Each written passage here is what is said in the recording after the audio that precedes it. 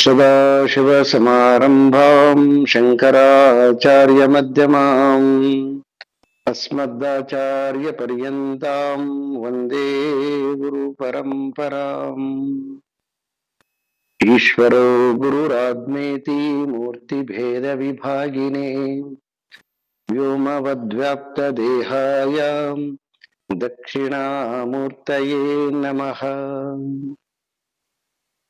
मूकं करोति वाचालं पङ्गुं लङ्घयते गिरिं यत्कृपातमहं वन्दे परमानन्दसागरम्। ॐ सहना भवतु सहनौ भुनक्तु सह वीर्यं करवावहै तेजस्विनावधीतमस्तु मा विद्विषावहै। ॐ शान्ति शान्ति शान्तिः। आत्मानं चेत् विजानीयात् अयम् अस्मीति पुरुषः किमिच्छन् कस्य कामाय शरीरं मनुसंज्वरे। ಪರಮಾತ್ಮನ ಅನುಗ್ರಹದಿಂದ ಶ್ರೀಮತಿ ವಿಮಲಾನಂದ ಹಾಗೂ ಎಲ್ಲ ಪಂಚದಶಿ ಶ್ರೋತೃ ವರ್ಗವೇ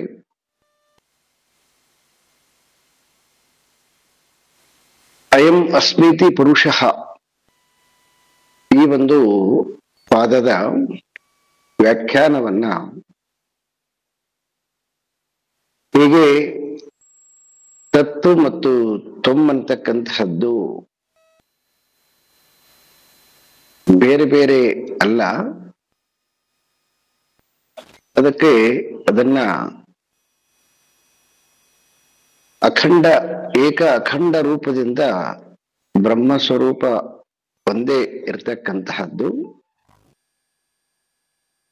ಯಾಕೆ ಅಂತಂದ್ರೆ ಬ್ರಹ್ಮನನ್ನ ಬಿಟ್ರೆ ಮತ್ತೆ ಇನ್ನೊಂದು ಇಲ್ಲಿ ಯಾವುದು ಇಲ್ಲ, ಇರುವುದೆಲ್ಲವೂ ಕೂಡ ಆ ಬ್ರಹ್ಮವೇ.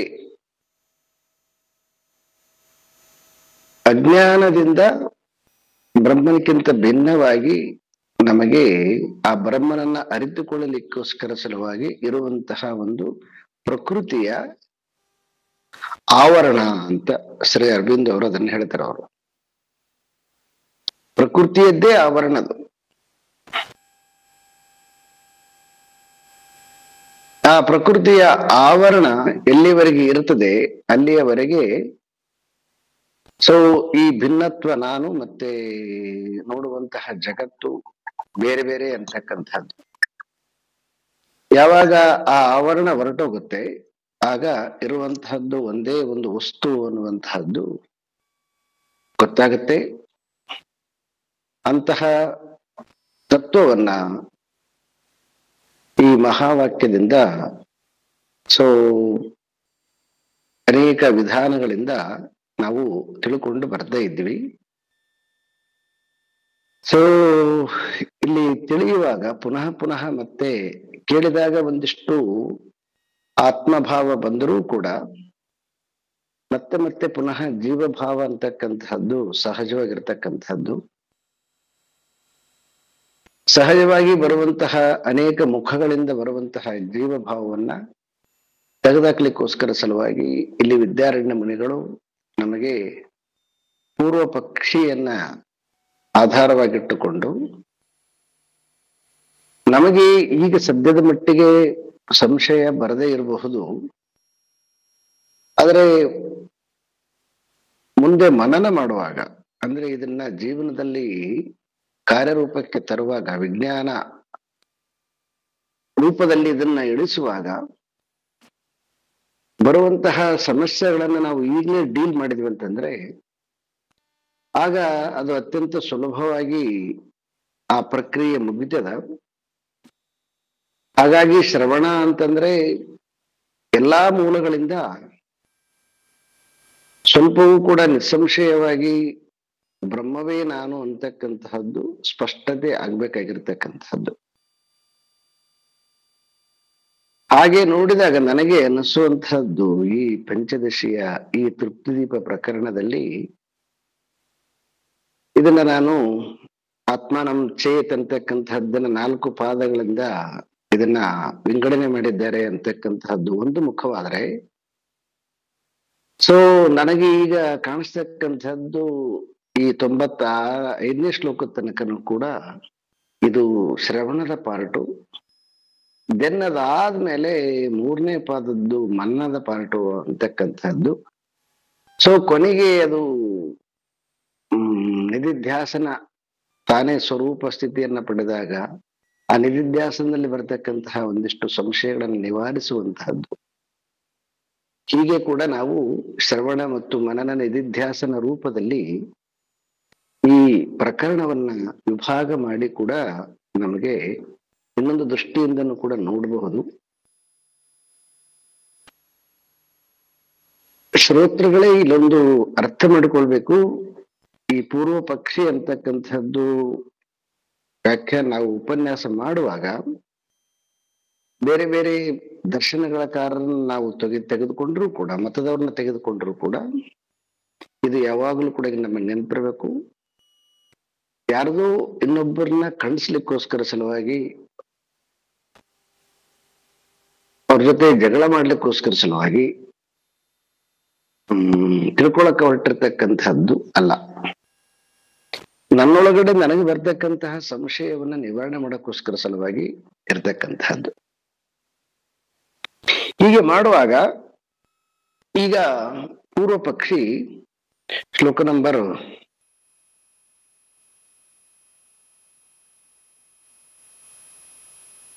ಈಗ 83ನಲ್ಲಿ ಬಹಳ ಸೊಗಸಾಗಿರ್ತಕ್ಕಂತಹ ಮತ್ತು ಎಲ್ಲರ ಅನುಭವಕ್ಕೆ ಒಪ್ಪುವಂತಹ ಪೂರ್ವ ಪಕ್ಷಿ ಒಂದು ವಾದವನ್ನ ಮುಂದಿಡುತ್ತಾನೆ. ಚೆನ್ನಾಗಿದೆ ಇದು ವಾದ. ಈ 83ನೇ ಶ್ಲೋಕದಿಂದ 95ನೇ ಶ್ಲೋಕದವರೆಗೆ ಇದರದೇ ವಾದ. ಈ ವಾದದಲ್ಲಿ 2 ರೀತಿಯಾಗಿರ್ತಕ್ಕಂತಹ ಒಂದು ಪ್ರಶ್ನೆ. ಮೊದಲನೆಯ ಪ್ರಶ್ನೆ ಏನಂತಂದ್ರೆ, ಸೊ ಉಪಾಧಿ ಸಹಿತವಾಗಿ ಇರುವಾಗ ಇದನ್ನ ನಾವು ಬ್ರಹ್ಮ ಅಪರೋಕ್ಷವಾಗ್ಲಿಕ್ಕೆ ಸಾಧ್ಯ ಇಲ್ಲ. ಯಾಕಂದ್ರ ಉಪಾಧಿಯ ನಿಮಿತ್ತವಾಗಿ ಇರುವಂತಹದ್ದು ಸೊ ಜೀವನೇ ಆಗುತ್ತೆ. ಹಾಗಾಗಿ ಬ್ರಹ್ಮ ಅಂತಕ್ಕಂಥದ್ದು ಪರೋಕ್ಷನೇ ಆಗುತ್ತೆ. ಒಂದನೇದು ವಾದ. ದೆನ್ ಅದಾದ್ಮೇಲೆ 2ನೇ ವಾದ ಏನಂತಂದ್ರೆ, ಸೊ ಉಪಾಧಿಯ ಜೊತೆಗೆ ಕೂಡ ಬ್ರಹ್ಮವನ್ನ ಅವತಿಷ್ಠತೆ ಉಳ್ಕೊಂಡ ಮೇಲೆ ಅದರ ವ್ಯವಹಾರ ಹೇಗಿರುತ್ತೆ ಅಂತಕ್ಕಂತಹದ್ದು. ಈ 2 ಸಂಗತಿಗಳನ್ನ ಬಹಳ ಇದನ್ನ ಹಿಂದೆ ಕೆಲವೊಂದು ಕಡೆಗೆ ಲೈಟ್ ಆಗಿ ಡಿಸ್ಕಸ್ ಮಾಡಿದ್ವಿ.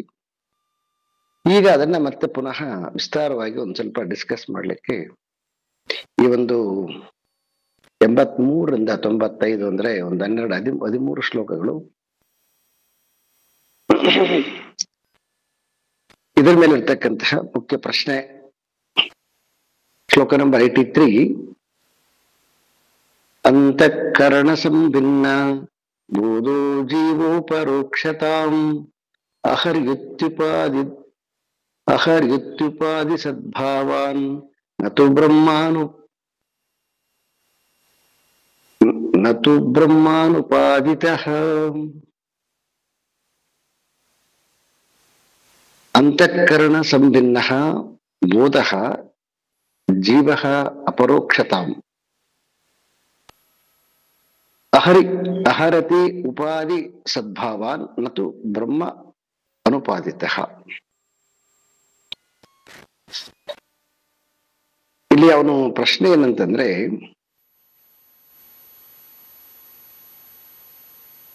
ಮುಖ್ಯವಾಗಿ ಇಲ್ಲಿ ಅಂತಃಕರಣ ಅಂತಕ್ಕಂಥದ್ದನ್ನ ತೆಗೆದುಕೊಂಡಿದ್ದಾರೆ, ದೇಹವನ್ನು ತೆಗೆದುಕೊಂಡಿಲ್ಲ. ದೇಹ ತೆಗೆದುಕೊಂಡಿಲ್ಲ ಅಂದ್ರೆ ದೇಹ ಶಾಶ್ವತ ಅಲ್ಲ ಅಂತಕ್ಕಂಥದ್ದು ಈಗ ಆಲ್ರೆಡಿ ಅವನಿಗೆ ಚೆನ್ನಾಗಿ ಗೊತ್ತಿದೆ. ಸೊ ಈಗ ಇರ್ತಕ್ಕಂಥದ್ದು ಅಂತಃಕರಣ. ಸೊ ಹಾಗಾಗಿ ಅಂತಃಕರಣದ ಕಾರಣದಿಂದ ಈ ಜೀವ ಅಂತಕ್ಕಂಥವನಿಗೆ ಉಪಾಧಿಯಾಗಿರ್ತಕ್ಕಂತಹದ್ದು ಅಂತಃಕರಣ. ಅಂತಃಕರಣ ಅಂತಂದ್ರೆ ಮನಸ್ಸು, ಬುದ್ಧಿ, ಚಿತ್ತ, ಅಹಂಕಾರ.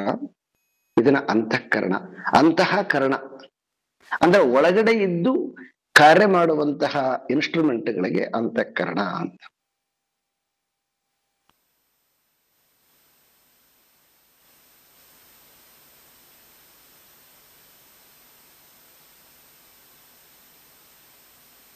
ಯಾಕಂತಂದ್ರೆ ಅವನು ಏನು ಒಂದು ಅಪರೋಕ್ಷ ಅಂತಕ್ಕಂಥದ್ದು ತಗೊಂಡಿದ್ನಲ್ವಾ, ಅಪರೋಕ್ಷ ಅಂತಕ್ಕಂಥದ್ದು ಜೀವನಿಗೆ ಹೊಂದುತ್ತೆ, ಬ್ರಹ್ಮನಿಗೆ ಹೊಂದೋದಿಲ್ಲ ಅಂತಕ್ಕಂಥದ್ದು ಇದರಲ್ಲಿ ವಾದ ಅವನಿಗೆ. ಯಾಕೆ ಅಂತಂದ್ರೆ ಉಪಾಧಿಯ ಸಂಘದಿಂದ ಜೀವ ಅಪರೋಕ್ಷ ಜ್ಞಾನ ಅಂದ್ರೆ ಪ್ರತ್ಯಕ್ಷ ಜ್ಞಾನ ಅಂತ, ಪರೋಕ್ಷ ಅಂತಂದ್ರೆ ಹೊರಗಿನ ಜ್ಞಾನ ಅಂತ. ಸೊ ಹಾಗಾಗಿ ಜೀವ ಇಲ್ಲಿ ಉಪಾಧಿಯ ಸಂಘಾತದಿಂದ ಇವನು ಅಪರೋಕ್ಷ ಜ್ಞಾನಕ್ಕೆ ಅಂದ್ರೆ ತಾನು ಜೀವ ಅನ್ಕೊಳ್ಳಿಕ್ಕೆ ಯೋಗ್ಯನಾಗ್ತಾನೆ. ಆದ್ರೆ ಬ್ರಹ್ಮಗೆ ಉಪಾಧಿ ಇಲ್ಲದೆ ಇರೋದ್ರಿಂದ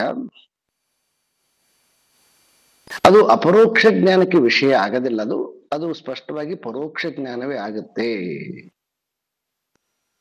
ಸೊ ಇದು ಅವನ ಮುಖ್ಯ ಪ್ರಶ್ನೆ. ಇದನ್ನ ಎಲ್ಲಾ ರೀತಿಯಿಂದನೂ ಕೂಡ ಈ ವಾದವನ್ನ ತುಂಬಾ ಪ್ರಬಲವಾಗಿ ಗಟ್ಟಿಯಾಗಿ ವಾದ ಮಾಡ್ತಕ್ಕಂಥದ್ದು. ಇದರ ಮುಖ್ಯ ಒಂದು ತಾತ್ಪರ್ಯ ಅವನು ಹೆಂಗ ಕನ್ಕ್ಲೂಷನ್ ಬಂದಿದ್ದಾನೆ ಅಂತಂದ್ರೆ, ಜೀವದ ಲಕ್ಷಣ ಮತ್ತು ಆತ್ಮನ ಲಕ್ಷಣ ಬೇರೆ ಬೇರೆಯಾಗಿರ್ತಕ್ಕಂತಹದ್ದನ್ನ ನಾವು ನೋಡಿದ್ವಿ ನಾವು. ಸೊ ಇವನು ಪರಿಮಿತಿ ಉಳ್ಳವನು, ಆ ಬ್ರಹ್ಮ ವಸ್ತು ಅಪರಿಮಿತವಾಗಿರ್ತಕ್ಕಂತಹದ್ದು, ಅದು ಪರಿಪೂರ್ಣ ಜ್ಞಾನದಿಂದ ಕೂಡಿರ್ತಕ್ಕಂಥದ್ದು, ಇದು ಅಪೂರ್ಣ ಜ್ಞಾನದಿಂದ ಕೂಡಿರ್ತಕ್ಕಂಥದ್ದು, ಅದು ಯಾವಾಗಲೂ ಆನಂದವಾಗಿರ್ತಕ್ಕಂಥದ್ದು, ಇದು ವಿಷಯಾದಿಗಳಿಂದ ಆನಂದವನ್ನ ಪಡಿತಕ್ಕಂಥದ್ದು. ಇದೆಲ್ಲವೂ ಕೂಡ ಮಿತಿಯಲ್ಲಿರ್ತಕ್ಕಂತಹ ಒಂದು ಚಕ್ಬಂದಿಯೊಳಗಡೆಗೆ ಇರ್ತಕ್ಕಂತಹ ವ್ಯವಸ್ಥೆ, ಇದು ಜೀವನ ವ್ಯವಸ್ಥೆ. ಸೊ ಜೀವನ ವ್ಯವಸ್ಥೆ ಇದು. ಆದರೆ ಅವನು ಪರಮಾತ್ಮ ಅಂತಕ್ಕಂಥವನು ಇದರ ಅಪೋಸಿಟ್ ಗುಣಗಳಿಂದ ಇರ್ತಕ್ಕಂಥವನು. ಉಪಾಧಿಗೆ ವಿಲಕ್ಷಣನಾಗಿರ್ತಕ್ಕಂಥವನು, ಅವಸ್ಥೆಗೆ ವಿಲಕ್ಷಣನಾಗಿರ್ತಕ್ಕಂಥವನು. ಸೊ ಎಲ್ಲದಕ್ಕೆ ವಿಲಕ್ಷಣನಾಗಿರ್ತಕ್ಕಂಥವನು ಅವನು. ಮತ್ತೆ ಈ ಎಲ್ಲ ದೋಷಗಳಿಂದ ಕೂಡಿರ್ತಕ್ಕಂಥದ್ದು ಜೀವ. ಸೊ ಹಾಗಾಗಿ ನೀವು ಆ ಬ್ರಹ್ಮ ವಸ್ತುವನ್ನ ಈ ತೆಗೆದ್ಮೇಲೆ ಬ್ರಹ್ಮ ವಸ್ತುವೆ ಇಲ್ಲಿ ಇರ್ತಕ್ಕಂಥದ್ದಂತ ಹೇಳಿದ್ರಿ ಅಂತಂದ್ರೆ ಆವಾಗ ಏನಾಗುತ್ತೆ ಅಂದ್ರೆ ನಿಮ್ಮ ವಾದಕ್ಕೆ ದೋಷ ಬರುತ್ತೆ ಅಂತ ನಾವು. ಯಾಕಂದ್ರೆ ಅಪರಿಮಿತ ಅಂತ ಹೇಳಿದ್ದೀರಿ, ಅಪರಿಮಿತ ಆಗಿರ್ತಕ್ಕಂಥದ್ದು ಪರಿಮಿತಿ ಒಳಪಡುತ್ತೆ ಅಲ್ವಾ ನಿಮ್ಮ ಬ್ರಹ್ಮ. ಇದನ್ನ ಸೊ ನಾವು ಅಂದ್ರೆ ಅಲ್ಲೊಂದು ಸ್ವಲ್ಪ ಸ್ಪೇಸ್ ತಗೊಂಡು ಒಂದು ತಿಳ್ಕೊಳ್ಳೋಕ್ಕೋಸ್ಕರ ಸಲುವಾಗಿ ಒಂದು ಕ್ರಿಯೇಟ್ ಮಾಡಿಕೊಡ್ತಕ್ಕಂಥದ್ದು. ಯಾಕಂತಂದ್ರೆ ಅದು ಅಪರಿಮಿತವಾಗಿರ್ತಕ್ಕಂಥದ್ದು ಪರಿಮಿತಿಯಲ್ಲಿ ಒಳಗಡೆ ಇದನ್ನ ಬ್ರಹ್ಮ ಅಂತಂದೇವು ಅಂತಂದ್ರೆ ಅವಾಗ ನಿಮ್ಮ ವಾಕ್ಯಕ್ಕಿನ ದೋಷ ಬರುತ್ತೆ.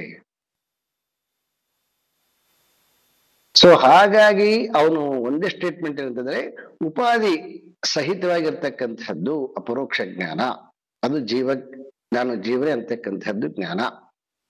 ಮತ್ತೆ ಬ್ರಹ್ಮ ಅಂತಕ್ಕಂಥದ್ದು ಉಪಾಧಿ ರಹಿತವಾಗಿರ್ತಕ್ಕಂಥದ್ದು, ಅದು ಅದಕ್ಕೆ ಯಾವಾಗಲೂ ಕೂಡ ಅದು ಪರೋಕ್ಷ ಜ್ಞಾನವೇ ಆಗತ್ತೆ, ಬಿಟ್ರೆ ಅದು ಅಪರೋಕ್ಷ ಆಗ್ಲಿಕ್ಕೆ ಸಾಧ್ಯ ಇಲ್ಲ ಅಂತ ಪ್ರಶ್ನೆ ಇದು. ಯಾಕಂತಂದ್ರೆ ಅಂತಃಕರಣ, ಯಾಕಂತಂದ್ರೆ ಇವನು ಎಲ್ಲ ವ್ಯವಹಾರ ಜೀವನಾಗಿ ಮಾಡ್ತಕ್ಕಂಥ ವ್ಯವಹಾರ ಅಂತಃಕರಣದಿಂದ, ದಟ್ ಇಸ್ ಉಪಾಧಿ. ಮತ್ತೆ ಅವನು ಪರಮಾತ್ಮ ಅಂತ ಹೇಳಿದಾಗ ಮತ್ತೆ ಪರಮಾತ್ಮನೇ ಅದೇ ಮತ್ತೆ ಉಪಾಧಿಯಿಂದನೂ ಕೂಡ ಮಾಡ್ಬೇಕಲ್ವ ಅವನು. ಸೊ ಹಾಗಾಗಿ ಉಪಾಧಿಯ ಲಿಮಿಟ್ ಏನದು, ಆ ಲಿಮಿಟ್ ಅಲ್ಲಿ ಕೆಲಸ ಮಾಡ್ಬೇಕು. ಹಾಗಾಗಿ ಅವನು ಯಾವಾಗಲೂ ಕೂಡ ಈ ಅಪರೋಕ್ಷ ಬ್ರಹ್ಮ ಆಗ್ಲಿಕ್ಕೆ ಸಾಧ್ಯ ಇಲ್ಲ, ಅವನು ಯಾವಾಗಲೂ ಪರೋಕ್ಷ ಬ್ರಹ್ಮನೇ ಆಗುತ್ತಾನೆ. ಇದು ಮುಖ್ಯ ಪ್ರಶ್ನೆ.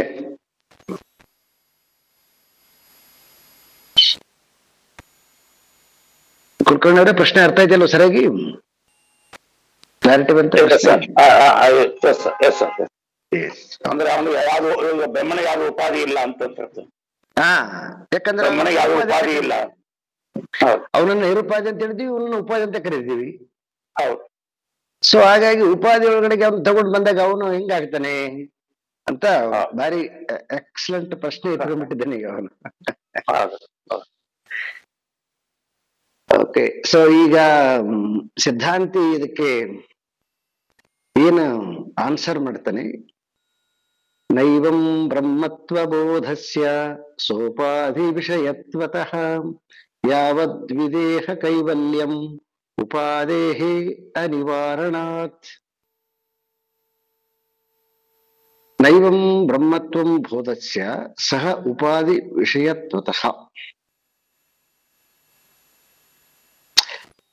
ಇಲ್ಲಿ ಶಾಸ್ತ್ರಕಾರರು ಬಹಳ ಒಂದಿಷ್ಟು ಸೋಜಿಗವಾಗಿ ಹೇಳ್ತಾ ಇದ್ದಾರೆ.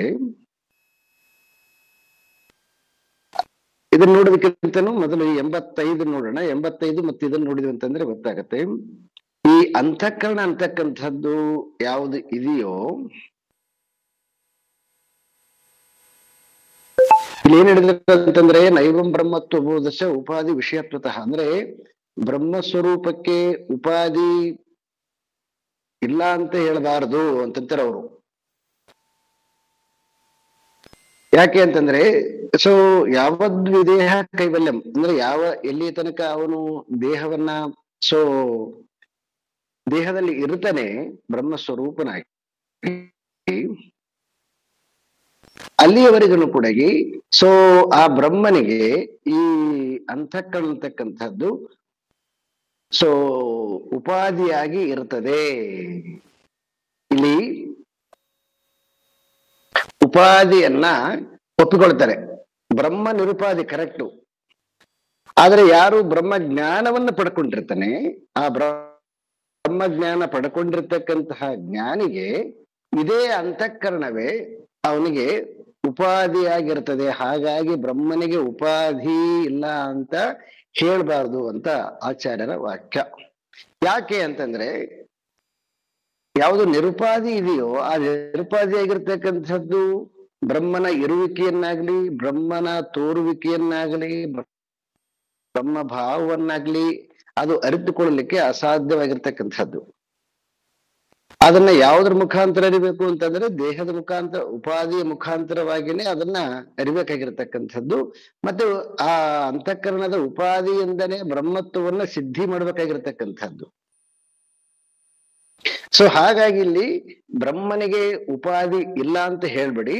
ಬ್ರಹ್ಮನಿಗೆ ಈ ದೇಹದಲ್ಲಿ ಇರೋ ತನಕನೂ ಕೂಡ ಅವನಿಗೆ ಯಾರು ಬ್ರಹ್ಮಜ್ಞಾನಿಯಾಗಿದ್ದಾನೆ, ಅವನು ತತ್ತನ್ನ ತಾನು ಬ್ರಹ್ಮಸ್ವರೂಪ ಅಂತ ತಿಳ್ಕೊಂಡಿದ್ದಾನೆ. ಆ ಬ್ರಹ್ಮಜ್ಞಾನಿ ಈ ದೇಹ ಇರೋ ತನಕನೂ ಕೂಡ ಈ ದೇಹದ ಅಂತಃಕರಣವನ್ನ ಉಪಾಧಿಯನ್ನಾಗಿ ಮಾಡಿಕೊಂಡು ಅವನು ಸೊ ಈ ಅಂತಃಕರಣದಲ್ಲಿ ಅವನು ಅವತಿಷ್ಠತೆ ಉಳ್ಕೊಳ್ತಾನೆ, ಇರ್ತಾನೆ.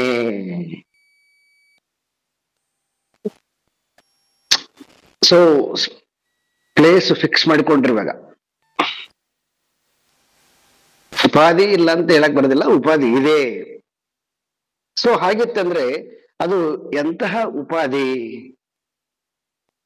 ಅಂತಃಕರಣ ಸಾಹಿತ್ಯ ರಾಹಿತ್ಯಾಭ್ಯಾಂ ವಿಶಿಷ್ಯತೆ ಉಪಾಧಿ ಜೀವಭಾವಸ್ಯ ಬ್ರಹ್ಮತಾಯಾಶ್ಚನ ಅನ್ಯಥಾ. ಇಲ್ಲಿ ಎರಡು ರೀತಿಯಾಗಿರ್ತಕ್ಕಂತಹ ಉಪಾಧಿಯನ್ನ ಹೇಳಿದ್ರು. ಒಂದನೇದು ಅಂತಃಕರಣ ಸಹಿತವಾಗಿರ್ತಕ್ಕಂಥದ್ದು, ಇನ್ನೊಂದು ಅಂತಃಕರಣ ರಾಹಿತ್ಯವಾಗಿರ್ತಕ್ಕಂಥದ್ದು. ಅಂತಃಕರಣ ಸಹಿತವಾಗಿರ್ತಕ್ಕಂಥದ್ದು ಅಂದ್ರೆ ಭಾವರೂಪದ ಉಪಾಧಿ, ಮತ್ತೊಂದು ಅಭಾವ ರೂಪದ ಉಪಾಧಿ.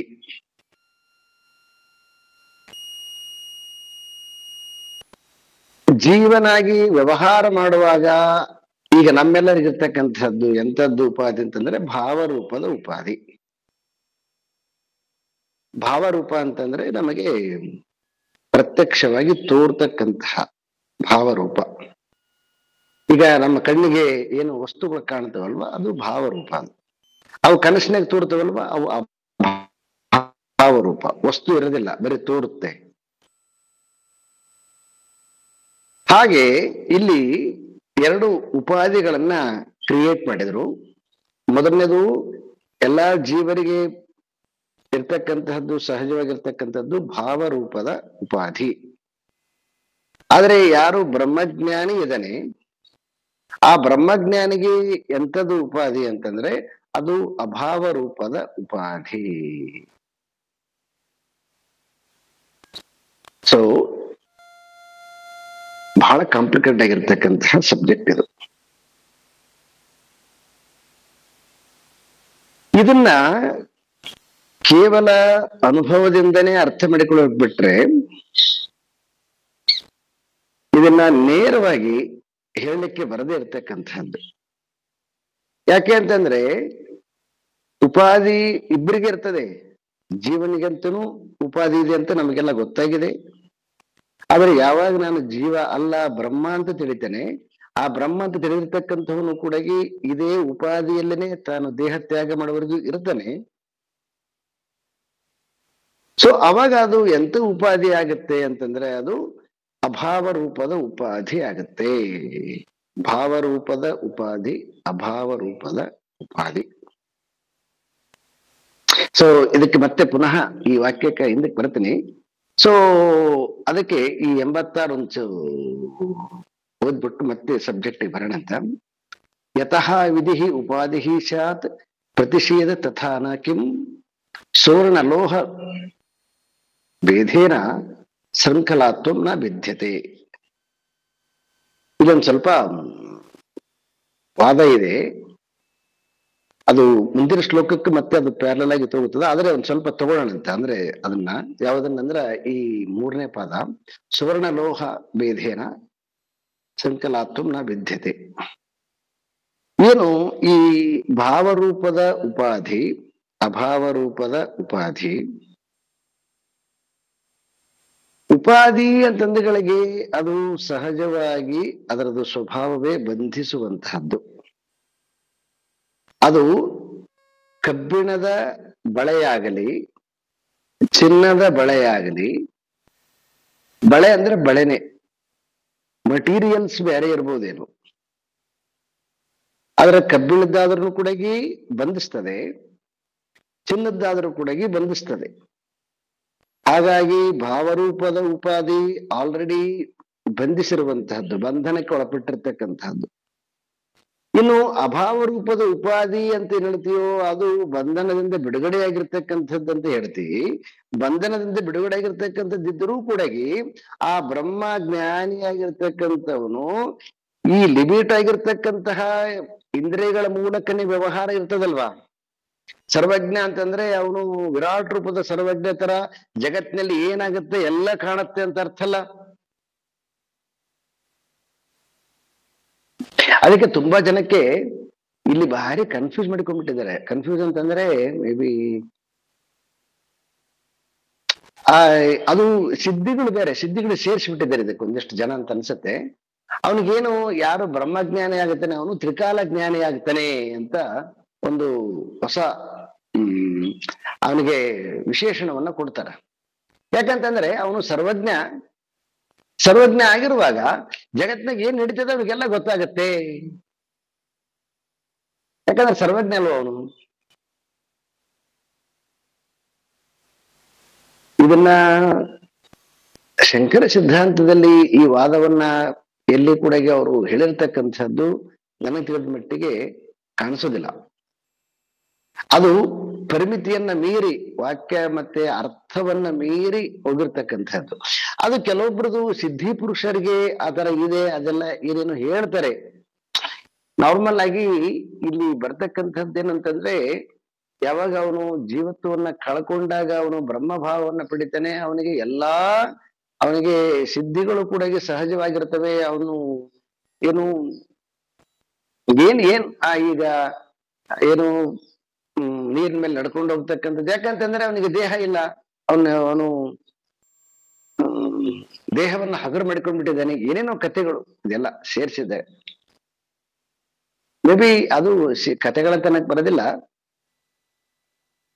ಅದು ಪಾತಂಜಲಿ ಸೂತ್ರದಲ್ಲಿ ಬರ್ತಕ್ಕಂಥದ್ದು ಸಿದ್ಧಿಗಳು. ಆದ್ರೆ ಶಂಕರ ವೇದಾಂತದಲ್ಲಿ ಸಿದ್ಧಿಗಳಿಗೆ ಎಲ್ಲಿ ಕೂಡ ಸ್ಥಾನ ಕೊಟ್ಟಿಲ್ಲ. ಎಲ್ಲೇನು ಇದ್ವು ಅಂತಂದ್ರೆ ಮೆನ್ಷನ್ ಮಾಡಿ ನೋಡೋಣ. ಆದ್ರೆ ಶಾಸ್ತ್ರ ದೃಷ್ಟಿಯಿಂದ ಇಲ್ಲ, ಕಥೆಗಳ ರೂಪದಲ್ಲಿ ಅವ್ರ ಮೇಲೆ ಆರೋಪ ಮಾಡಿದ್ದಾರೆ, ದಟ್ ಸೆಕೆಂಡ್ರಿ. ಆದ್ರೆ ಭಾಷಾ ರೀತಿಯಿಂದ ಎಲ್ಲಿ ಕೂಡ ಅದನ್ನ ಅವರು ಹೇಳಿಲ್ಲ. ಅದಕ್ಕೆ ಈ ವಿದ್ಯಾರಣ್ಯ ಮಣಿಗಳು ಕೂಡ ಇಲ್ಲಿ ಸ್ಪಷ್ಟ ಮಾಡಿದ್ದಾರೆ. ಸೊ ಒಂದು ಅಂತಃಕರಣ ಸಹಿತ ಉಪಾಧಿ ಮತ್ತು ಅಂತಃಕರಣ ರಹಿತ ಉಪಾಧಿ. ಅಂತಃಕರಣ ರಹಿತ ಉಪಾಧಿ ಅಂದ್ರೆ ಅಂತಃಕರಣ ಇಲ್ಲ ಅಂತ ಇರ್ತಲ್ಲ, ಅಭಾವ ರೂಪದ ಉಪಾಧಿ. ಸೊ ಇದನ್ನ ನೋಡಿದಾಗ ಗೀತೆಯಲ್ಲಿ ಕೂಡ 12th ಚಾಪ್ಟರ್ ಅಲ್ಲಿ ಸ್ಟಾರ್ಟಿಂಗ್ ಅಲ್ಲಿ ಬರ್ತಕ್ಕಂತಹ ಶ್ಲೋಕಗಳು ನಿರಾಕಾರನಾಗಿರ್ತಕ್ಕಂತಹ ಪರಮಾತ್ಮನ ಉಪಾಸನೆ ಮತ್ತು ಸಾಕಾರ ಪರಮಾತ್ಮನ ಉಪಾಸನೆಯನ್ನು ಹೇಳುವಾಗ, ಈ ನಿರಾಕಾರನಾಗಿರ್ತಕ್ಕಂತಹ ಬ್ರಹ್ಮ ಉಪಾಸನೆ ಅಂತಂದ್ರೆ ಬ್ರಹ್ಮಜ್ಞಾನಿ, ಅದು ದೇಹದಲ್ಲಿ ಇರೋ ತನಕ ಭಾರಿ ಕಷ್ಟ ಅಂತ. ದೇಶಃ ಅಧಿಕರಸ್ತೇಷಾಂ ಅವ್ಯಕ್ತ ಸಕ್ತಚೇತಸಾಂ ಅವ್ಯಕ್ತ ಹಿ ಗತಿರ್ದುಃಖಂ ದೇಹವದ್ರ ವಾಪ್ಯತೆ ಅಂತ ಗೀತೆ 12th ಚಾಪ್ಟರ್ ಅಲ್ಲಿ ಆ ರೀತಿಯಾಗಿರ್ತಕ್ಕಂತಹ ದೇಹದಲ್ಲಿ ಇದ್ದು ಬ್ರಹ್ಮಭಾವದಲ್ಲಿ ಇರ್ತಕ್ಕಂತಹ ಒಂದು ಸ್ಥಿತಿ ಇದೆ ಅಲ್ವಾ, ಅದು ಹೈಯೆಸ್ಟ್ ಸ್ಥಿತಿ. ಅದು ಆ ಬ್ರಹ್ಮಜ್ಞಾನಿಗೆ ಮಾತ್ರ ಸಾಧ್ಯವಾಗುತ್ತೆ. ಸೊ ಆಗಿತ್ತಂದ್ರೆ ಅವನಿಗೆ ಅಂತಃಕರಣ ಇರ್ತದ ಅಂತಂದ್ರೆ ಅಂತಃಕರಣ ಇರ್ತದೆ. ಆದ್ರೆ ಅಂತಃಕರಣ ಹೆಂಗಿರ್ತದೆ ಅಂತಂದ್ರೆ ಫುಲ್ಲು ಟ್ರಾನ್ಸ್ಪರೆಂಟ್ ಇರ್ತದೆ. ಅದು ಈಗ ಇರೋದ್ ಅಂತಃಕರಣ ನಮ್ದೆಲ್ಲರದು ಹೆಂಗದಂತಂದ್ರೆ, ಇದು ಈ ಜೀವದ ಸಂಸ್ಕಾರಗಳಿಂದ ಅದು ಜೀವ ಭಾವವನ್ನು ಹೊಂದಿರತಕ್ಕಂಥದ್ದು. ಜೀವದಲ್ಲಿ ಏನದ, ಜೀವದಲ್ಲಿ ಅಜ್ಞಾನದಿಂದ ಆಸೆಯಿಂದ ಸಂಸಾರದ, ಇಷ್ಟು ಈ ಜೀವದಲ್ಲಿರ್ತಕ್ಕಂತಹ ಸಬ್ಜೆಕ್ಟು. ಆದ್ರೆ ಯಾರು ಬ್ರಹ್ಮಜ್ಞಾನಿ ಅಂತ ಏನ್ ಕರಿತೀವಿ, ಅವಾಗ ಅವನಿಗೆ ಆ ಜೀವಭಾವ ಯಾವಾಗ ಅವನಿಗೆ ಹೊರಟೋಗ್ತದೆ, ಅಜ್ಞಾನ ಹೊರಟೋಗ್ತದ. ಅಜ್ಞಾನ ಹೊರಟೋದ್ಮೇಲೆ ಅವನಿಗೆ ಆಸೆ ಅಂತಕ್ಕಂಥದ್ದು ಇರೋದಿಲ್ಲ.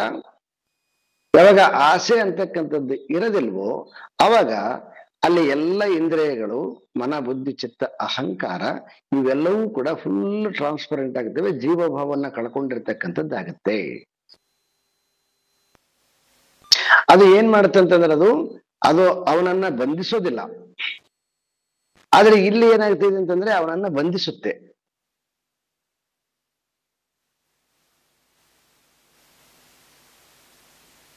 ಈ ಸಂಗತಿಯನ್ನ ನಾವು ಕೇವಲ ಅನುಭವಜನ್ಯವಾಗಿ ನಾವು ನೋಡ್ಬೇಕು ಬಿಟ್ರೆ, ಮತ್ತೆ ನೇರವಾಗಿ ಇದು ವಿಷಯಕ್ಕೆ ಸ್ವಲ್ಪ ಅಗ್ರಾಹ್ಯವಾಗಿರ್ತಕ್ಕಂಥದ್ದು.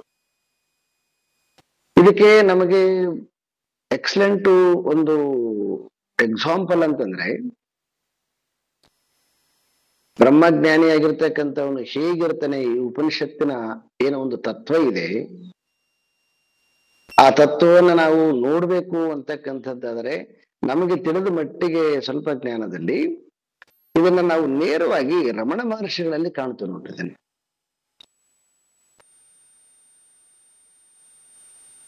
ತಾನು ಬ್ರಹ್ಮಸ್ವರೂಪ ಅಂತ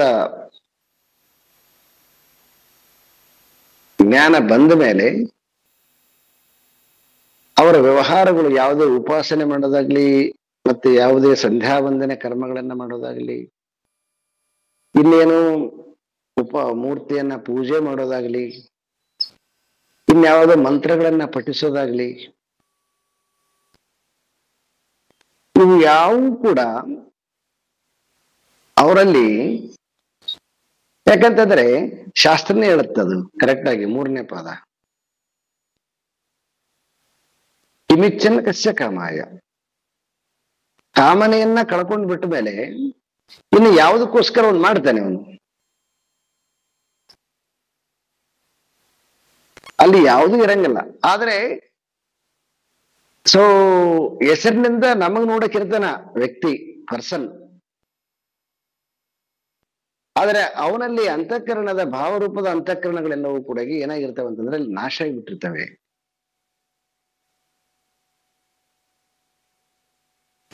ಅದಕ್ಕೆ ಕಠೋಪನಿಷತ್ತಿಂದ ಕೂಡ ಭಿದ್ಯತೆ ಹೃದಯ ಗ್ರಂಥಿ ಛಿದ್ಯಂತೆ ಸರ್ವ ಸಂಶಯ ಕ್ಷೀಯಂತೆ ಚಾಸ್ಯ ಕರ್ಮಾಣಿ. ಅಂತಹ ವ್ಯಕ್ತಿ ಸೊ ಆ ಪರಮಾತ್ಮನನ್ನ ಸಂಪೂರ್ಣವಾಗಿ ಅವನು ಸೊ ತಿಳಿದಿರ್ತಾನೆ ಅಂತ. ಸೊ ಹಾಗಾಗಿ ಇಲ್ಲಿ ಏನು ವಿದ್ಯಾರಣ್ಯ ಮುನಿಗಳು ಈ 2 ಅಂತಃಕರಣ ಹೇಳಿದ್ದಾರೆ, ಒಂದು ಭಾವರೂಪದ ಅಂತಃಕರಣ, ಮತ್ತೊಂದು ಅಭಾವರೂಪದ ಅಂತಃಕರಣ. ಸೊ ಹಾಗಾಗಿ ಅವನು ಶರೀರದಲ್ಲಿ ಇರೋ ತನಕ ಅವನು ಈ ಅಭಾವ ರೂಪದ ಅಂತಃಕರಣದಲ್ಲಿ ಇರುತ್ತಾನೆ. ಆದರೆ ಈ ಅಂತಃಕರಣದ ಯಾವುದೇ ರೀತಿಯಾಗಿರ್ತಕ್ಕಂತಹ ದೋಷಗಳು ಅವನಿಗೆ ಮುಟ್ಟೋದಿಲ್ಲ. ನಾವು ಇತ್ತೀಚಿನ ಮಟ್ಟಿಗೆ ನಾವು ಇದನ್ನ ನೋಡೋದಾದ್ರೆ ರಮಣ ಮಹರ್ಷಿಗಳು ನಮಗೆ ಕಾಣಿಸ್ಕೊಳ್ತಾರೆ. ಇನ್ನು ಆದರೆ ಇವರು ವ್ಯವಹಾರದಲ್ಲಿ ಕೂಡ ಹೆಚ್ಚು ಸಕ್ರಿಯವಾಗಿ ನಮಗೆ ಕಾಣೋದು ತುಂಬಾ ಕಡಿಮೆ, ತಾನೇ ತಾನಾಗಿರ್ತಕ್ಕಂತಹ ಸ್ಥಿತಿ. ಆದ್ರೆ ಕೃಷ್ಣನ್ ನೋಡಿದ್ವಂತಂದ್ರೆ ಇದರ ಸಂಪೂರ್ಣವಾಗಿರ್ತಕ್ಕಂತಹ ಪಿಕ್ಚರ್ ಕಾಣುತ್ತೆ. ಅವತಾರಗಳಲ್ಲಿ ಪೂರ್ಣ ಅವತಾರ ಅಂತ ಯಾವುದನ್ನ ಕರಿತೀವಿ, ಯಾವ್ದನ್ನ ಉಪಾಸನೆ ಮಾಡಿರೋದಾಗ್ಲಿ, ಯಾವುದಾದ್ರೂ ಪ್ರಾರ್ಥನೆ ಮಾಡಿರೋದಾಗ್ಲಿ, ಮಹಾಭಾರತದಲ್ಲಿ ಬಹಳಷ್ಟು ಕಡೆ, ಕೆಲವೊಂದು ಕಡೆ ಧರ್ಮರಾಯನಿಗೆ ಮತ್ತೆ ಅರ್ಜುನ ಯುದ್ಧ ಸಮಯದಲ್ಲಿ ವಿಶೇಷವಾಗಿ ಅರ್ಜುನನಿಗೆ, ಮತ್ತೆ ಕೆಲವೊಂದು ಸಂದರ್ಭದಲ್ಲಿ ದ್ರೌಪದಿಗೆ ಬೇರೆ ಬೇರೆ ದೇವತೆಗಳನ್ನ ಉಪಾಸನೆ ಮಾಡೋದು, ಅದು ಸಿದ್ಧಿ, ಅದು ಉಪಾಸನೆ ಮಾಡಿ ಆ ದೇವತೆಯನ್ನು ಒಲಿಸ್ಕೊಳ್ಳಿ, ಇದಕ್ಕೆ ಹೆಲ್ಪ್ ಆಗುತ್ತೆ ಅಂತ ಅವರಿಗೆ ಪ್ರೇರಣೆ ಮಾಡಿದ್ದಾನೆ ಬಿಟ್ರೆ, ಆದರೆ ತಾನು ಎಲ್ಲಿಯೂ ಕೂಡ ದೇಹದಾರಿಯಾಗಿದ್ದು ಯಾವುದೇ ರೀತಿಯಾಗಿರ್ತಕ್ಕಂತಹ ಉಪಾಸನೆ ಮಾಡಿರ್ತಕ್ಕಂತಹದ್ದು ನಮಗೆ ಸೊ ಎಲ್ಲಿ ಕೂಡ ಕಾಣೋದಿಲ್ಲ.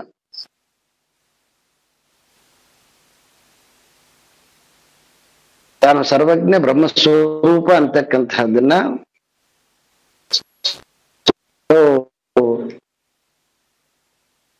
ನಾವು ಒಂದು ವ್ಯಕ್ತಿಯಲ್ಲಿ ನೋಡ್ಬೇಕು ಅಂತಂದ್ರೆ ಮಹಾಭಾರತದಲ್ಲಿ ಬರ್ತಕ್ಕಂತಹ ಕೃಷ್ಣ ಪರಮಾತ್ಮನ ಒಂದು ಚಿತ್ರಣ, ಆದರೆ ತಾನೇ ತಾನಾಗಿರ್ತಕ್ಕಂತಹದ್ದು ಒಂದು ಚಿತ್ರಣ ಅಂತಂದ್ರೆ ನಮಗೆ ರಮಣ ಮಹರ್ಷಿಗಳ ಒಂದು ಚಿತ್ರಣ ಆಗಿತ್ತಂದ್ರೆ, ನಾನು ಸುಮಾರು ಕಡೆ ಕೋಟ್ ಮಾಡುವಾಗ ರಾಮಕೃಷ್ಣ ಪರಮಹಂಸರ ಒಂದು ಎಕ್ಸಾಂಪಲ್ ನ ಕೊಡ್ತೀನಿ. ಮತ್ತೆ ರಾಮಕೃಷ್ಣ ಪರಮಹಂಸರಿಗೆ ಆಗಿತ್ತಂದ್ರೆ ಬ್ರಹ್ಮಜ್ಞಾನ ಆಗಿದ್ದಿಲ್ಲ ಅಂತಂದ್ರೆ, ಅವರಿಗೆ ಬ್ರಹ್ಮಜ್ಞಾನ ಆಗಿದ್ರೂ ಕೂಡ ಈ ಉಪಾಸನಾ ಕ್ರಮಗಳು ಇವೆಲ್ಲವೂ ಕೂಡ ಇದ್ವು ಅವರಿಗೆ. ಮುಂದೆ ಈ ವಿಷಯವಾಗಿ ವಿದ್ಯಾರಣ್ಯ ಮುನಿಗಳು ಬಹಳ ಡಿಟೇಲ್ ಆಗಿ ಇದನ್ನ ಚರ್ಚೆ ಮಾಡ್ತಾರೆ. ಅಂದ್ರೆ ಬ್ರಹ್ಮಜ್ಞಾನಿ ಆದ್ಮೇಲೆ ವಿಧಿ ನಿಷೇಧಗಳನ್ನೆಲ್ಲ ಬಿಟ್ಟು ಬಿಡ್ತಾನೆ, ಅವನು ಏನು ಮಾಡೋದಿಲ್ವ ಅವನು, ಹಿಂಗೆಲ್ಲ ಪ್ರಶ್ನೆಗಳು ಬರ್ತವೆ. ಅದನ್ನ ನೋಡೋಣ ಅಂತಾರೆ ಮುಂದ.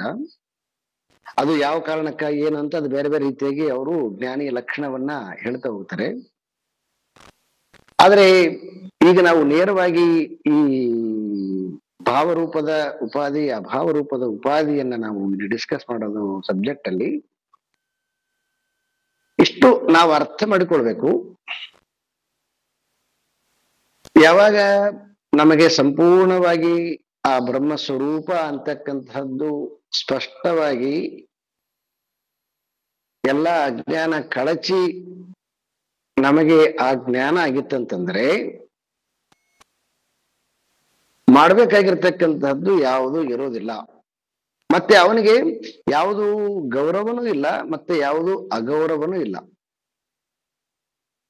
ಲೋಕದಲ್ಲಿ ಯಾವ ಹೆಚ್ಚಿಂದು ಕಡಿಮೆ ಯಾವುದಿರೋದಿಲ್ಲ. ಯಾಕಂದ್ರೆ ಮಣ್ಣಿನಲ್ಲಿಂದನೇ ಉತ್ಪನ್ನವಾಗಿರ್ತಕ್ಕಂತಹದ್ದು ಗಡಿಗೆ ಇರ್ಬೋದು, ಮತ್ತೆ ಮಣ್ಣಿನಿಂದ ಉತ್ಪನ್ನವಾಗಿರ್ತಕ್ಕಂತಹ ಚಿನ್ನ ಇರಬಹುದು. ಚಿನ್ನಕ್ಕೆ ಮತ್ತು ಮಣ್ಣಿಗೆ ಯಾವುದೇ ರೀತಿಯಾಗಿರ್ತಕ್ಕಂತಹ ವ್ಯತ್ಯಾಸ ಅವನಿಗಿರಂಗಿಲ್ಲ. ಯಾಕಂತಂದ್ರೆ ಮಣ್ಣಿಂದನೂ ಏನ್ ಮಾಡ್ಬೇಕಾಗಿಲ್ಲ ಅವನಿಗೆ, ಚಿನ್ನದಿಂದನೂ ಅವನು ಏನ್ ಪಡ್ಕೋಬೇಕಾಗಿಲ್ಲ. ಆದ್ರೆ ನಮಗಂಗಲ್ಲ, ನಮಗೆ ಚಿನ್ನದಿಂದ ಇನ್ನೇನು ಪಡ್ಕೋಬೇಕಾಗ್ಯದ. ಯಾಕಂದ್ರೆ ನಮಗೆ ಡಿಸೈರ್ಸ್ ಇದೆ.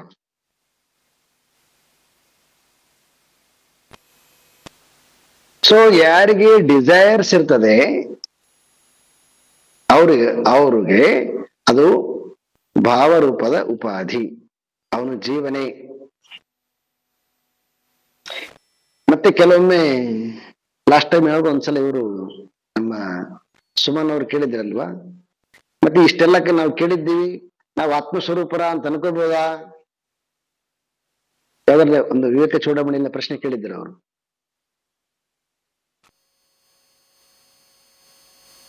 ಇದು ಯಾರು ಸರ್ಟಿಫಿಕೇಟ್ ಕೊಡೋದು ಬೇಕಾಗಿಲ್ಲ. ಈಗ ಪಾಯಿಂಟ್ ಕರೆಕ್ಟ್ ಆಗಿ ಬಂದಿದೆ. ನಮಗೆ ನಾವು ಆತ್ಮಸ್ವರೂಪರ ಅಂತಕ್ಕಂತಹದ್ದು ಯಾರೋ ಸರ್ಟಿಫಿಕೇಟ್ ಕೊಡೋದು ಬೇಕಾಗಿಲ್ಲ. ಅದಕ್ಕೆ ಸರ್ಟಿಫಿಕೇಟ್ ನಮ್ಮಲ್ಲಿ ಇದೆ. ಎಲ್ಲಿಯವರೆಗೆ ಏನನ್ನಾದ್ರೂ ಪಡೆದುಕೊಳ್ಳಬೇಕು ಅಥವಾ ಇನ್ನೇನಾದ್ರೂ ಬೇಕು ಅಂತಕ್ಕಂಥದ್ದು ಎಲ್ಲಿಯವರೆಗೆ ನಮ್ಮಲ್ಲಿ ಇರ್ತದೆ, ನಾವು ಅಲ್ಲಿಯವರೆಗೂ ಕೂಡ ಈ ಜೀವಭಾವದ ಸ್ವರೂಪರೇ. ಆತ್ಮ ಜ್ಞಾನ ಆಗಿದೆ ಅಂದ್ರೆ ಆತ್ಮ ಅಂತಕ್ಕಂಥದ್ದು ಒಂದು ಇದೆ ಅಂತಕ್ಕಂಥದ್ದು ಸಂಸ್ಕಾರ ಆಗಿದೆ, ಅದರಲ್ಲಿ ಸ್ಥಾನ ಇಲ್ಲ, ಅದು ಆಕ್ರಮಣ ಮಾಡಿಕೊಂಡಿಲ್ಲ. ಮೊದಲು ಗೊತ್ತಿದ್ದಿಲ್ಲ ನಮ್ಮದಲ್ಲೆಲ್ಲೋ ಪ್ರಾಪರ್ಟಿ ಇದೆ ಅಂತಕ್ಕಂಥದ್ದು ಪೇಪರ್ ಸಿಕ್ಕಿದೆ. ಈ ಶಾಸ್ತ್ರದಿಂದ ನಮಗೆ ಮೊದಲು ನಾವು ಜೀವನ ಅನ್ಕೊಂಡ್ಬಿಟ್ಟಿದ್ವಿ ಕರೆಕ್ಟ್ ಆಗಿ. ಆದ್ರೆ ಈಗ ನಮಗೆ ಶಾಸ್ತ್ರದಿಂದ ನಿಮಗೆ ಇನ್ನೊಂದು ಹೈಯೆಸ್ಟ್ ಪ್ಲೇಸ್ ಇದೆ, ಶಾಶ್ವತವಾಗಿರ್ತಕ್ಕಂಥ ಪ್ಲೇಸ್ ಇದೆ ಅಂತಕ್ಕಂಥದ್ದು. ಏನ್ ಇಲ್ದೇ ಇರ್ತಕ್ಕಂಥವನಿಗೆ ನಿಮ್ದು ಅಲ್ಲಿ ಪ್ರಾಪರ್ಟಿ ಇದೆ ಅಂತಕ್ಕಂಥದ್ದು ಡಾಕ್ಯುಮೆಂಟ್ಸ್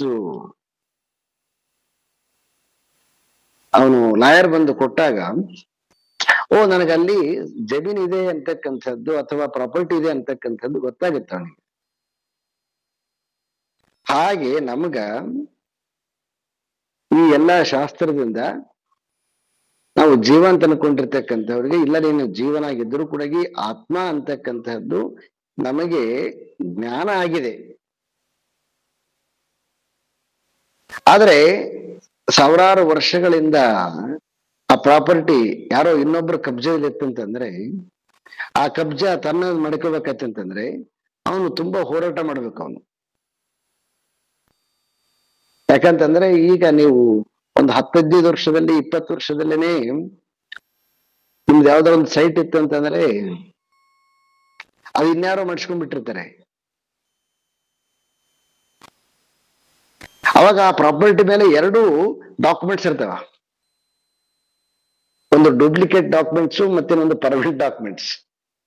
ಆದ್ರೆ ಕಬ್ಜಾ ಅವನ ಕಡೆ ಇರೋದ್ರಿಂದ ಸೊ ಅಲ್ಲಿ ಸಾಕ್ಷಿಗಳು ಕೂಡ ಅವನಂತೆ ಇರ್ತವೆಲ್ಲ.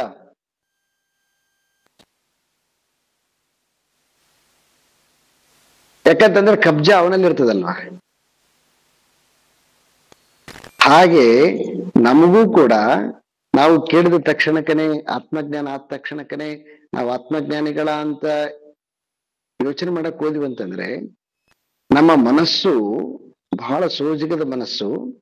ಇದು ತನ್ನನ್ನ ತಾನು ಸರ್ಟಿಫೈ ಮಾಡಿಕೊಳ್ಳೋಕ್ಕೋಸ್ಕರ ಸಲುವಾಗಿ ತನ್ನದೇ ಆಗಿರ್ತಕ್ಕಂಥ ವಿಕಾರದಿಂದ ಮತ್ತೊಂದು ರೀತಿಯಾಗಿರ್ತಕ್ಕಂತಹ ಜ್ಞಾನವನ್ನ ಕೊಡ್ತಕ್ಕಂಥದ್ದು 100% ಪಾಸಿಬಲ್ ಇದೆ.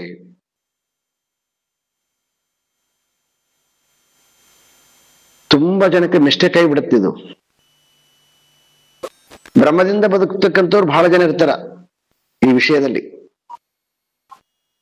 ಈ ಜ್ಞಾನ ಮಾರ್ಗದಲ್ಲಿ ಸ್ವಲ್ಪ ಭ್ರಮ ಕಡಿಮೆ, ಯೋಗ ಮಾರ್ಗದಲ್ಲಿ ಮಾತ್ರ ಸಿಕ್ಕಾಪಟ್ಟೆ ಭ್ರಮ.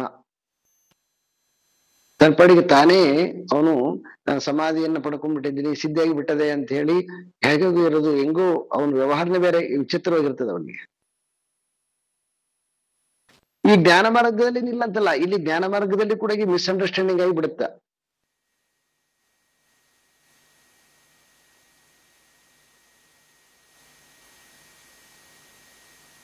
ಸೊ ಹಾಗಾಗಿ ಇದಕ್ಕೆ ಯಾರೋ ಇನ್ನೊಬ್ರು ಸರ್ಟಿಫಿಕೇಟ್ ಕೊಡ್ಬೇಕಾಗಿಲ್ಲ.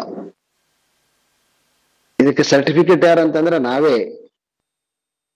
ಇಷ್ಟೇ, ಎಲ್ಲಿ ತನಕ ಡಿಸೈರ್ಸ್ ಇರ್ತದ, ಆ ಡಿಸೈರ್ಸ್ ಇರೋ ತನಕನು ಕೂಡ ಭಾವರೂಪದ ಉಪಾಧಿಯ ಆತ್ಮಜ್ಞಾನದ ಸ್ವರೂಪವುಳ್ಳವರು.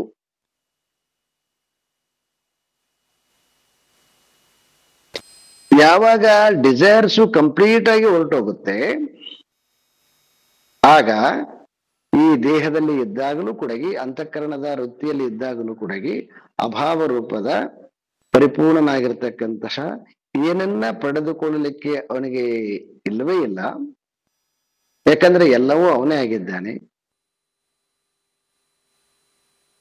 ಈ ಎಲ್ಲ ವಿಧಿ ನಿಯಮಗಳೆಲ್ಲವೂ ಕೂಡ ಪಡ್ಕೊಳ್ಳೋಕ್ಕೋಸ್ಕರವಾಗಿರ್ತಕ್ಕಂಥದ್ದು. ಪಡೆದುಕೊಂಡ ಮೇಲೆ ಇವು ಯಾವೂ ಕೂಡ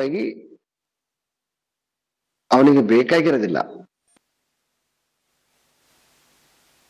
ಸೊ ಈ ರೀತಿಯಾಗಿ ಜೀವನ ಮಾಡಿರ್ತಕ್ಕಂಥದ್ದು ನಮಗೆ ರಮಣ ಮಹರ್ಷಿಗಳಲ್ಲಿ ಕಾಣಿಸ್ತಾ ಇದೆ.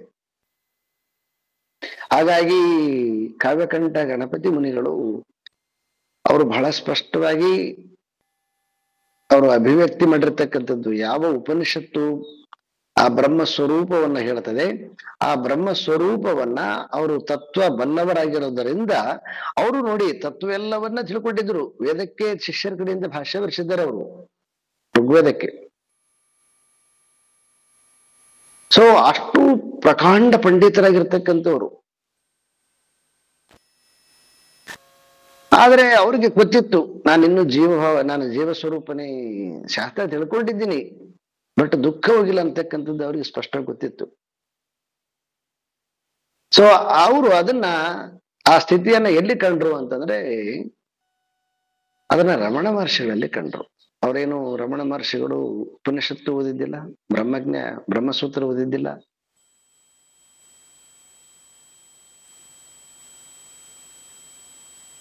ಯಾವುದೂ ಇದ್ದಿಲ್ಲ. ತಾನಾಗಿ ಆ ಅರುಣಾಚಲ ಬೆಟ್ಟದಂತೆ ಬೆಟ್ಟ ತರ ನಿಂತುಕೊಂಡಿದ್ರು. ಅಪೂರ್ಯಮಾಣಂ ಅಚಲ ಪ್ರತಿಷ್ಠಂ ಸಮುದ್ರಮಾಪಃ ಪ್ರವಿಶಂತಿ ಯದ್ವತ್ ತದ್ವತ್ ಕಾಮಾಯಂ ಪ್ರವಿಶಂತಿ ಸರ್ವೇ. ಹೆಂಗ ಸಮುದ್ರ ಸ್ಥಿರವಾಗಿ ನಿಂತುಕೊಂಡಿರ್ತದೆ, ಎಷ್ಟು ಬಂದ್ರು ಎಷ್ಟು ಹೋದ್ರು ಕೂಡ, ಹಾಗೆ ಏನೆಲ್ಲ ಇಂದ್ರಿಯಗಳಿಂದ ನೋಡ್ತಾ ಇದ್ರು ಕೂಡ ಆ ಇಂದ್ರಿಯಗಳಿಂದ ಬರ್ತಕ್ಕಂತಹ ಎಲ್ಲ ದ್ವಾರಗಳಿಂದ ಬರ್ತಕ್ಕಂತಹ ಎಲ್ಲ ಇನ್ಫಾರ್ಮೇಶನ್ಗಳನ್ನ ಎಲ್ಲವನ್ನು ಕೂಡ ಅವರು ಮನಸ್ಸಿನಲ್ಲಿ ಲಯ ಮಾಡಿಬಿಟ್ಟಿದ್ರು. ಯಾಕಂದ್ರೆ ಮನಸ್ಸು ಅದನ್ನ ಸ್ವೀಕಾರ ಮಾಡ್ತಿದ್ದಿಲ್ಲ. ಯಾಕೆ ಮನಸ್ಸು ಸ್ವೀಕಾರ ಮಾಡ್ತಿಲ್ಲ ಅಂದ್ರೆ ಮನಸ್ಸಿನಲ್ಲಿ ಯಾವುದೇ ರೀತಿಯಾಗಿರ್ತಕ್ಕಂತಹ ಆಸೆ ಇದ್ದಿಲ್ಲ. ಮತ್ತೆ ಆಸೆ ಇಲ್ಲದೆ ಇದ್ದಾಗ ಅದು ಎಂತ ಮನಸ್ಸು ಅಂತಂದ್ರೆ ಅದು ಅಭಾವ ರೂಪದ ಮನಸ್ಸು.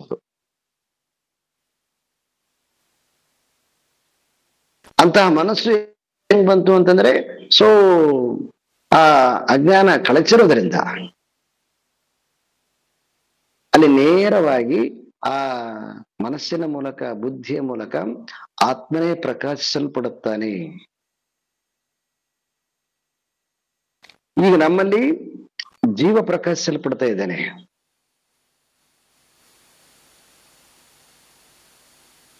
ಯಾಕೆ ಅಂತಂದ್ರೆ ಅಜ್ಞಾನದಿಂದ ನಾವು ಏನೋ ಪಡ್ಕೊಳ್ಬೇಕು, ನಾನು ಪರಿಪೂರ್ಣ ಅಲ್ಲ ಅಂತಕ್ಕಂಥದ್ದು ನಮ್ಮ ವ್ಯವಹಾರ ನೋಡಿದ್ರೆ ಗೊತ್ತಾಗುತ್ತೆ.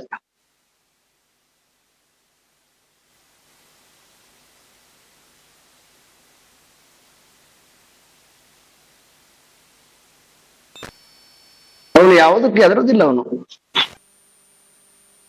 ಭಯವನ್ನ ಕಳ್ಕೊಳ್ತಾನೆ ಅಂತ ಛಾಂದೋಗ್ಯ ಉಪನಿಷತ್ತು.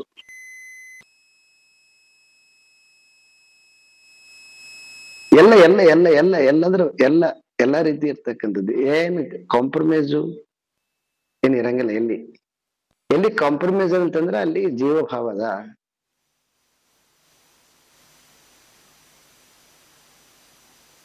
ಯಾವುದನ್ನು ಉಪಾಸನೆ ಮಾಡಲಿಲ್ಲ, ಯಾವುದನ್ನ ಬೇಡಲಿಲ್ಲ, ಯಾವುದನ್ನ ಕೇಳಲಿಲ್ಲ. ಯಾಕೆ ಅಂತಂದ್ರೆ ಅಲ್ಲಿ ಕೇಳ್ತಕ್ಕಂಥದ್ದಕ್ಕೆ ಬೇಡ್ತಕ್ಕಂಥದ್ದಕ್ಕೆ ಯಾವುದೇ ರೀತಿಯಾಗಿರ್ತಕ್ಕಂಥದ್ದಲ್ಲಿ ಆ ಸ್ಥಾನ ಇಲ್ಲ. ಅದು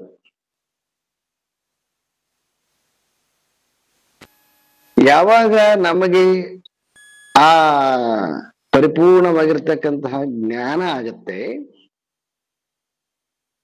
ಅದು ಅಭಾವ ರೂಪದ ಅಂತಃಕರಣ. ಅವನನ್ನ ಬ್ರಹ್ಮ ಸ್ವರೂಪ ಬ್ರಹ್ಮಜ್ಞಾನಿ. ಹಾಗಾಗಿ ಈ ವಿಷಯದಲ್ಲಿ ನಾವು ಯಾರ್ದೋ ಸರ್ಟಿಫಿಕೇಟ್ಗಳನ್ನ ನಿರೀಕ್ಷೆ ಮಾಡೋದು ಬೇಡವೇ ಬೇಡ. ಯಾಕಂತಂದ್ರೆ ಈಗ ಎಂತದಕ್ಕೆ ಸರ್ಟಿಫಿಕೇಟ್ ಕೊಡ್ತಾರೆ.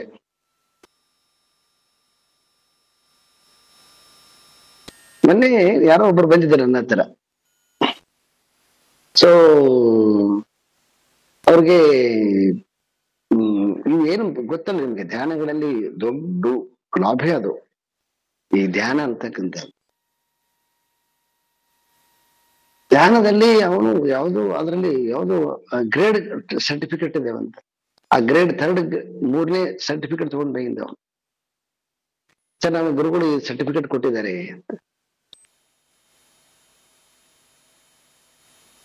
ಅದೇ ರೀತಿಯಾಗಿ ಇಲ್ಲಿ ಶಂಕರ ವೇದಾಂತದಲ್ಲಿ ಯಾವುದೇ ರೀತಿಯಾಗಿರ್ತಕ್ಕಂತಹ ಸರ್ಟಿಫಿಕೇಟ್ಗಳಿಲ್ಲ. ಯಾವುದೇ ಸರ್ಟಿಫಿಕೇಟು ಅದು ನಿನ್ನೆಲ್ಲೇ ಅದ. ಇದು ಹೈಯೆಸ್ಟ್ ಸರ್ಟಿಫಿಕೇಟು. ಯಾವಾಗ ನಿನಗೆ ಬಯಕೆಗಳು ಇಲ್ಲವೋ ನೀನು ಆತ್ಮಸ್ವರೂಪನೇ. ಯಾರು ಹೇಳ್ಬೇಕಂತೂ ಇಲ್ಲ. ಅವರೇನು ರಮಣ ಮಹರ್ಷಿಗಳು ಮುಂದೊಂದ್ ದಿವಸ ಕಾವ್ಯಕಂಠ ಗಣಪತಿ ಮುನಿಗಳು ಬರ್ತಾರೆ, ಅವಾಗ ನಾನು ಬ್ರಹ್ಮಜ್ಞಾನಿ ಅಂತ ಪ್ರೂವ್ ಆಗ್ತಂತೇನು ಇದ್ದಿಲ್ಲ ಅವ್ರಿಗೆ. ಯಾಕಂದ್ರೆ ಅವರು ಅದ್ರ ಪ್ರಶ್ನೆ ಇದ್ದಿಲ್ಲ. ಅವ್ರು ಬರೋಕ್ಕಿಂತ ಮುಂಚೆನೂ ಬಂದಾದ್ಮೇಲೆ ತಾವೇ ಇದ್ರು ಅವರು.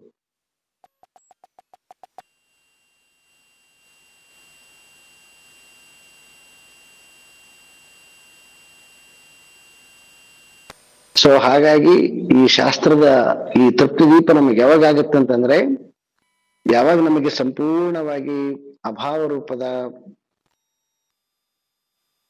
ಅಂತಃಕರಣ ಉಳ್ಳಂತವರಾಗ್ತೀವಿ, ಆವಾಗ ನಾವು ಬ್ರಹ್ಮಜ್ಞಾನಿಗಳು ಆತ್ಮಜ್ಞಾನಿಗಳು. ನಾವು ಎಲ್ಲಿಯವರೆಗೆ ಈ ಡಿಸೈರ್ಸ್ ಅಲ್ಲಿ ಇರ್ತೀವಿ ಅಲ್ಲಿ ತನಕ ಕೂಡ ನಾವು ಜೀವಭಾವಗಳು. ಹಾಗಾಗಿ ಬ್ರಹ್ಮಜ್ಞಾನಿಗೆ ಕ್ವಾಲಿಫಿಕೇಶನ್ ಏನಂತಂದ್ರೆ, ಸೊ ಅಭಾವ ರೂಪದ ಅಂತಃಕರಣ. ಸೊ ಹಾಗಾಗಿ ಇಲ್ಲಿ ಶಂಕರರು ಬಹಳ ಸ್ಪಷ್ಟವಾಗಿ ಆತ್ಮಜ್ಞಾನಿಯಾಗಿರ್ತಕ್ಕಂಥವನ ಹೃದಯ ಹೇಗಿರ್ತದೆ ಅಂತಕ್ಕಂಥದ್ದನ್ನ ಇಲ್ಲಿ ಸ್ಪಷ್ಟವಾಗಿ ನಿರೂಪಿಸಿದ್ದಾರೆ. ಇದಾದ್ಮೇಲೆ ಇದು ಅನುಭವಜನ್ಯ ವಾಕ್ಯ. ಇದಾದ್ಮೇಲೆ ಶಾಸ್ತ್ರ ವಾಕ್ಯವನ್ನ ತೆಗೆದುಕೊಂಡು ವಿಧಿ ನಿಷೇಧಗಳನ್ನ ತಗೊಂಡು